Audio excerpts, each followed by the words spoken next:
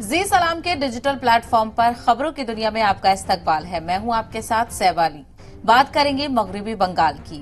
मगरिबी बंगाल की सीएम ममता बनर्जी एक बार फिर से सवालों की जद में आ गई हैं। कोलकाता में एक साथ 13 ठिकानों पर ईडी की कार्रवाई ने बंगाल की सियासत में एक बार फिर से भूचाल ला दिया है।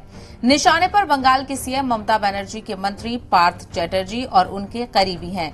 जिन लोगों की यहां कार्रवाई शुरू हुई है उनमें से एक अर्पिता मुखर्जी भी हैं। अर्पिता मुखर्जी ममता के मंत्री पार्थ चैटर्जी की करीबी और अदाकारा हैं। अर्पिता मुखर्जी उड़िया और तमिल फिल्मों में अभिनय कर चुकी हैं। अर्पिता मुखर्जी इसलिए भी चर्चा में है क्योंकि इनके यहां से छापेमारी में 20 करोड़ से ज्यादा का कैश मिला है। ईडी ने ये कार्रवाई 2017 के एसएससी भर्ती घोटाले में की है। जैसे जैसे ईडी की कार्रवाई आगे बढ़ रही है, ऐसे कई सवाल उठ रहे हैं जिनका जवाब जानना जरूरी हो जाता है।